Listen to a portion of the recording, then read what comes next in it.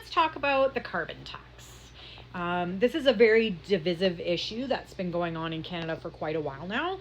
Pretty much ever since it was put in place, people have been complaining left, right, and center that the carbon tax is not good.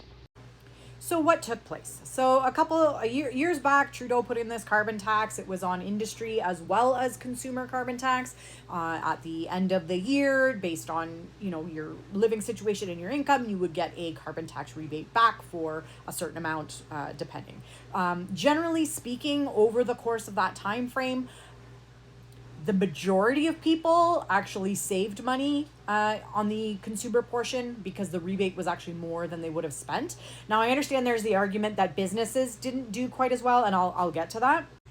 So now what's happened is Pierre Poilievre and his gang have been saying for years, carbon tax got to go, axe the tax. He's all about his slogans or whatever. So when Mark Carney stepped in replace of the Liberal leader for Justin Trudeau and became our prime minister, he said, okay, well, if that's what Canada wants and if that's what Canada thinks and they don't want it, then if it's too divisive, we'll take off the consumer portion of the carbon tax and allow them to have that if that's what Canadians want. Now, we have to remember, because we're part of the G7, we are required to have certain things in our government and spending in order to be part of the G7. For example, military spending. We've all heard them talk about how much money you need to spend on the military in order to hold up your end of the bargain in the G7. But there's also climate accords in the G7 as well. And in order to trade with these companies, you need to have some sort of carbon tax going on in your environment in order to bring down levels of pollution.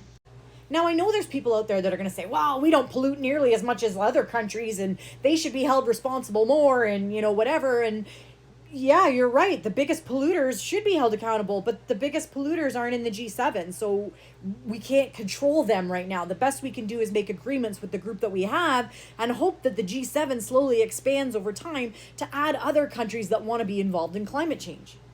So overall, in order to trade with the G7, Canada needs to have some sort of initiative, some sort of green initiative to show that we're reducing emissions in our country. So we took off the consumer portion, but we had to leave the business portion. Now, some people are going to say, well, the United States isn't doing it. Yeah, and look at the relationship they now have with the rest of the G7. They don't have the respect anymore. So we need to show that we're going to hold up our end of the bargain and work with climate change. Now, I understand the argument that says that he just reset the carbon tax to zero and didn't officially take it out. I get it. It's because Parliament was prorogued. You can't technically cancel the law because they're not officially in Parliament. I get that. But he set it to zero because you can't change the law without having a new law to replace it. He didn't want to cancel the whole thing. It needs to be reworked. And I understand there's way better ways that we can implement green policies. But until we get one of the green policies, we have to have something going on. So because he just became prime minister 2 months ago, and he's in the middle of an election campaign and he's trying to run the country with all the tariffs and things going on down south, the guy's busy. So for now, we need to hold our bigger corporations and our bigger polluters accountable for their change to the environment. We have businesses in Alberta that literally drilled oil wells and have left them wide open and there's a bunch of holes in the ground. And what do the Conservatives want to do? They want to give them government funding to fill in the holes that they're the ones that made it in the first place. So we need some sort of carbon tax. Yes, it needs to be reevaluated. Yes, it needs a new proposal and it needs to be agreed on by members of Parliament. Yes, I get that. But we need to have something in place in the meantime in order to continue trade with the other countries in the G7. The sad part is the people that used to actually make out well from those rebate checks now aren't going to get those checks anymore. And you know what? The price of gas might have went down 17 cents, but give it 2 weeks. I guarantee the price is going to go right back up. Why? Because the gas companies know how much you'll pay for it. And if you're willing to pay that amount, once the carbon tax is gone, now they're just going to pocket that money.